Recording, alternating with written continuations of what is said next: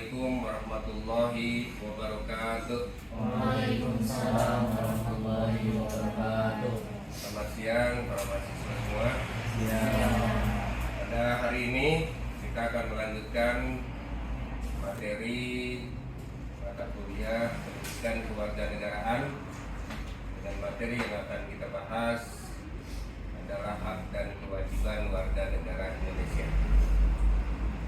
Sebelum melanjutkan ke materi, terlebih dahulu kita harus memahami bahwa anak-anak adalah bagian hal yang terpenting yang menjadikan satu dasar menuju satu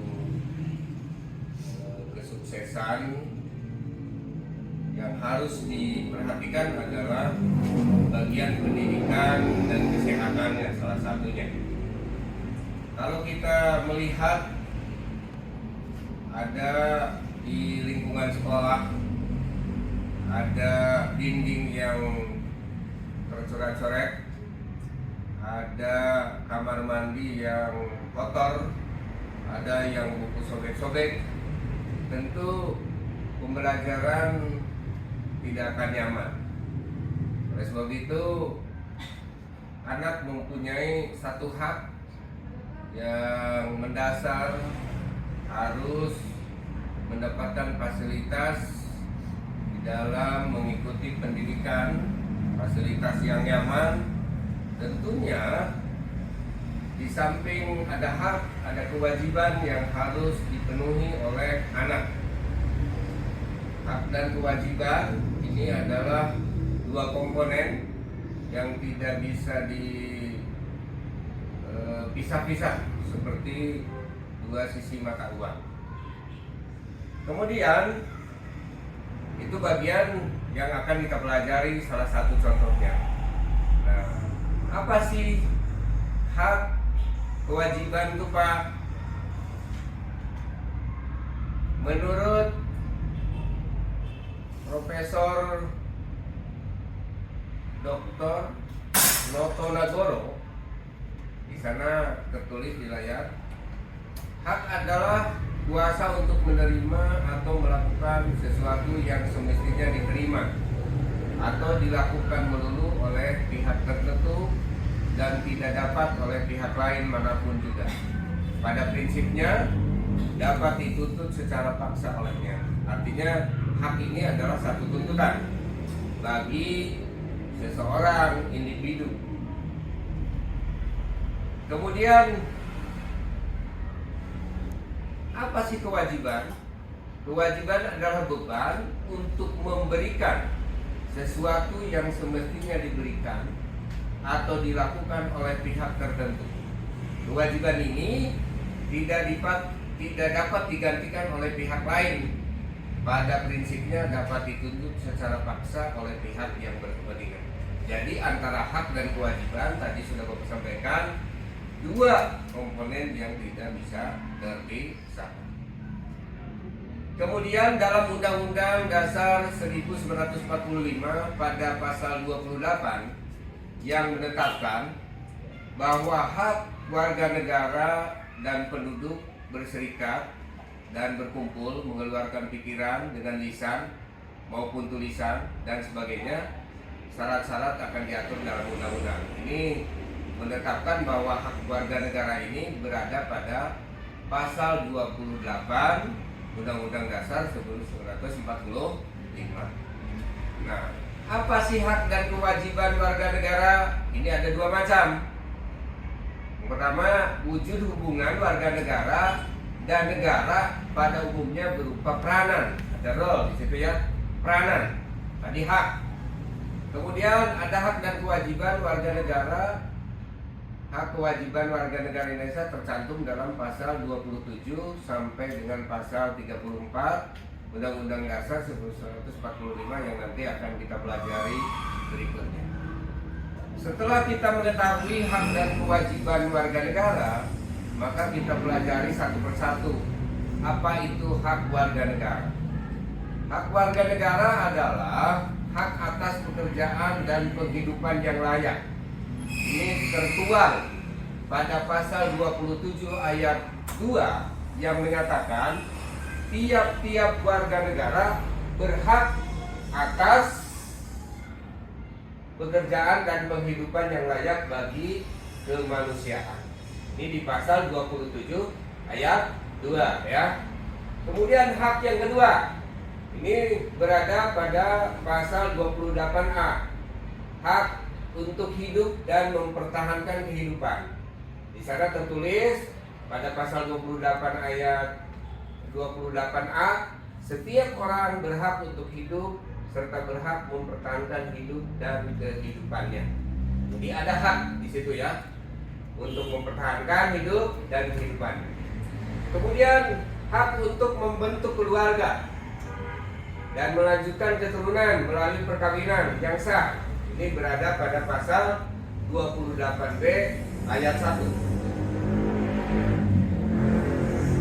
Kemudian nomor 4, hak kelangsungan hidup. Setiap anak berhak atas kelangsungan hidup, tumbuh dan berkembang. Artinya si anak ada punya hak untuk hidup terus. Ada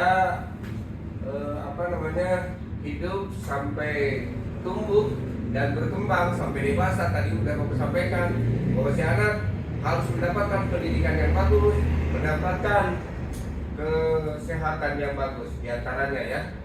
Kemudian hak untuk mengembangkan diri melalui pemenuhan kebutuhan dasarnya dan berhak mendapatkan pendidikan, ilmu pengetahuan dan teknologi, seni dan budaya demi meningkatkan kualitas hidupnya demi kesejahteraan hidup manusia. Ini tertulis dalam pasal 28C ayat 1. Kemudian yang keenam, hak untuk memajukan dirinya dalam memperjuangkan haknya serta kolektif untuk membangun masyarakat, bangsa dan negaranya. Artinya ada hal-hal yang perlu diperhatikan secara kolektif. Kolektif artinya ada satu perwakilan yang melekat untuk membangun masyarakat, bangsa dan negara ya. Jadi tidak bisa diri sendiri juga, artinya bisa berbarengan. Kemudian nomor 7 ini tertuang pada pasal 28B ayat 1, tertulis hak atas pengakuan, jaminan, perlindungan dan kepastian hukum yang adil serta perlakuan yang sama di depan hukum. Jadi jangan sampai ada istilah hukum itu tajam ke bawah, tumpul ke atas. Ini yang harus diperhatikan ya.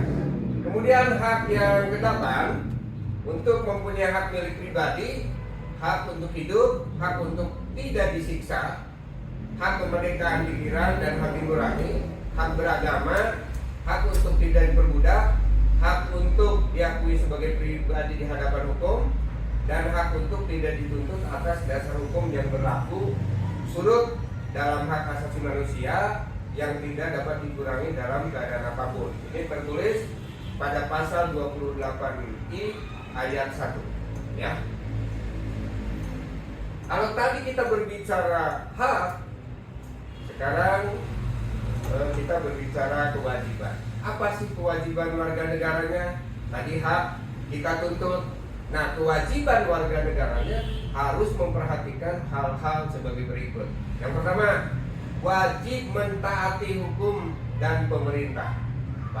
Pada pasal 27 ayat 1 berbunyi, segala warga negara bersama kedudukannya dalam hukum dan pemerintahannya dan wajib menjunjung hukum dan pemerintahannya itu dengan tidak ada pengecualiannya ya. Kemudian yang kedua, wajib ikut serta dalam upaya pembelaan negara. Jadi jangan sampai membela ya.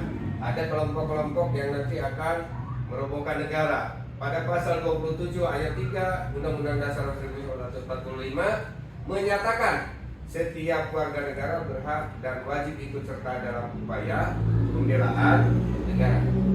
Kemudian yang ketiga, wajib menghormati hak asasi manusia yang lain. Dalam pasal 28J ayat 1 mengatakan setiap orang wajib menghormati hak asasi manusia orang lain. Jadi kita tidak bisa berdiri sendiri, ya, jangan kekeh betekeh, gitu ya. Kemudian yang keempat, wajib tunduk kepada pembatasan yang ditetapkan dengan undang-undang. Dalam pasal 28J ayat 2 menyatakan, dalam menjalankan hak dan kebebasannya, setiap orang wajib tunduk kepada pembatasan yang ditetapkan dengan perundang-undangan yang dimaksud menjamin pengakuan serta penghormatan atas hak kebebasan orang lain, dan untuk memenuhi tuntutan yang adil sesuai dengan pertimbangan moral, nilai-nilai agama, keamanan, ketertiban umum dalam suatu masyarakat yang demokratis. Jadi kalau masyarakat demokratis itu harus mengedepankan lingkungan, jadi tidak berdiri sendiri, ya. Kita sebagai makhluk individual yang multidimensi harus memahami juga lingkungan sekitar. Yang kelima, wajib ikut serta dalam usaha pertahanan dan keamanan negara. Dalam pasal 30 ayat 1 Undang-Undang Dasar 1945 menyatakan setiap warga negara berhak ikut serta dalam usaha mempertahankan dan keamanan negara. Ya, bisa saja menjadi seorang polisi, menjadi seorang TNI, tapi itu kan bagian dari pekerjaan, bukan artinya masyarakat santai-santai. Mempertahankan keamanan di lingkungan itu bagian juga dari ikut serta dalam mempertahankan keamanan negara, ya. Nah, tadi hak dan kewajiban sudah kita pelajari, haknya apa, kewajibannya apa. Nah, hak dan kewajiban ini telah dicantumkan dalam Undang-Undang Dasar 1945 pada pasal 26, 27, 28, dan 30. Yang pertama, pada pasal 26 ayat 1 yang menyatakan bahwa warga negara adalah orang-orang bangsa Indonesia asli dan orang-orang bangsa lain yang disahkan dengan undang-undang sebagai warga negara. Artinya ada warga negara lain, warga negara asing masuk ke negara kita, ingin menjadi warga negara kita, itu harus melalui beberapa proses yang nanti akan menjadi warga negara Indonesia yang sah, dan itu boleh menjadi warga negara Indonesia, ya. Dan pada ayat 2 syarat-syarat mengenai warga negaraan ditetapkan dengan undang-undang. Jadi ada undang-undangnya, harus bagaimana di sana ada tertulis bahwa untuk menjadi seorang warga negara Indonesia itu ada beberapa persyaratan. Itu bagi masyarakat luar negeri. Kalau masyarakat Indonesia ya nggak usah persyaratan lagi karena berada di lingkungan negara Indonesia-nya, ya. Kemudian pasal 27 ayat 1. Kalau tadi ayat 26, pasal 26 ayat 1, pasal 27 ayat 1, segala warga negara bersama dengan kedudukannya di dalam hukum dan pemerintahnya wajib menjunjung hukum dan pemerintahan itu. Pada ayat 2, tiap-tiap warga negara berhak atas pekerjaan dan penghidupan yang layak bagi kemanusiaan. Artinya negara ini menjamin, ya, menjamin. Oke, yang tadi sudah kita pelajari hak dan kewajibannya. Cuma ini pasal-pasal yang termaktub yang menangani berkaitan dengan hak dan kewajiban, ya. Kemudian pada pasal 28, kemerdekaan serikat dan berkumpul, mengeluarkan pendapat, pikiran dengan lisan dan sebagainya ditetapkan dengan undang-undang. Artinya kalaupun kita mau menyampaikan aspirasi, tidak boleh anarkis. Jadi ada aturan-aturan yang dibuat. Kalau di Indonesia karena berdasarkan hukum harus ada izin dari dari pihak kepolisian untuk ketertiban keamanan. Jadi jangan sampai anarkis, jangan sampai merusak lingkungan sekitar atau merusak kantornya dan lain sebagainya. Ini nggak boleh. Kemudian pada pasal 30 ayat 1, hak dan kewajiban warga negara untuk ikut serta dalam pembelaan negara, dan ayat 2 menyatakan pengaturan lebih lanjut diatur dengan undang-undang. Oke?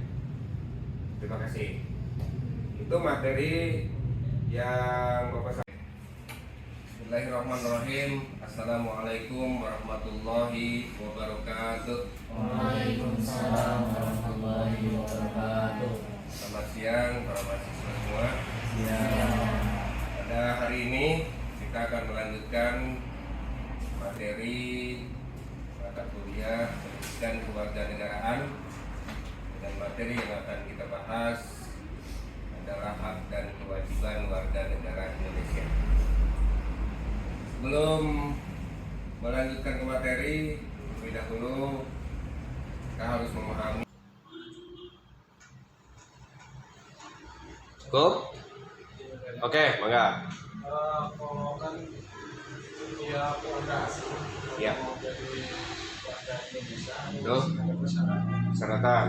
Terus persyaratannya itu apa saja? Ya. Persyaratannya diantaranya dia harus membawa dokumen dari negara asal yang menyatakan kepindahan ke negara Indonesia. Jadi ada semacam surat pindah kalau sekolah mah. Surat pindah yang menyatakan bahwa si A mau pindah, atau di kampus umpamanya di kampus A mau pindah ke Alina. Nah, ini harus menerima mahasiswa itu dengan persyaratan awal, ada legalitas formal bahwa mahasiswa itu ada bukti otentik dasarnya. Oh, di sana sudah posisi di semester 3 pokoknya, berarti ke sini pindah ke semester 3, dan nanti ada nilai-nilai yang harus konversi. Ya kalau memang nilai itu sesuai, contoh seperti mata kuliah yang umum, seperti mata kuliah kewarganegaraan, mata kuliah agama, itu sama. Tapi kalau mata kuliah lain, ya harus menyesuaikan prodinya. Itu juga sama seperti warga negara asing yang mau masuk ke Indonesia, itu diantaranya. Ya nanti berarti kalau sudah ada legalitas formal bahwa warga asing itu benar-benar resmi ingin menjadi warga negara Indonesia, di sana harus dicabut warga negaraannya. Seperti orang Indonesia mau menetap di Amerika, sama, harus mencabut dulu kewargaan negara Indonesia. Gitu. Itu sudah berapa tahun Kak, kalau mau pindah ke Indonesia?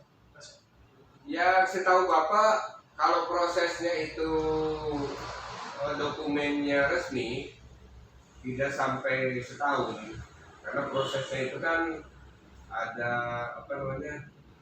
ada beberapa tahapan ya.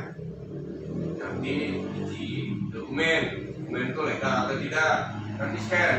Kalau sekarang orang Indonesia mau kemana-mana, begitu kita melihat bahwa orang Indonesia ini punya menjadi warga Indonesia, bukan, terlihat di nomor induk kependudukannya. Begitu diklik nomor induk kependudukan, berarti itu warga Indonesia. Itu ya. Terus Pak, Ya. yang dalam materinya hak dan kewajiban itu Betul. itu yang dalam hak itu Pak. Ya. Dalam hukum ada kata-kata hukum itu tajam ke atas tumbuh ke bawah. Tajam ke bawah, mumpul ke atas tadi yang mau sampaikan lagi. Ya, sementara ini kan gitu. Kalau orang yang di atas yang punya kedudukan suka diabaikan, tapi kalau masyarakat rendah yang nyuri ayam dikejar-kejar. Padahal hanya nyuri ayam, begitu ditanya kenapa sih nyuri ayam, ya saya nggak punya untuk makan. Kan gitu.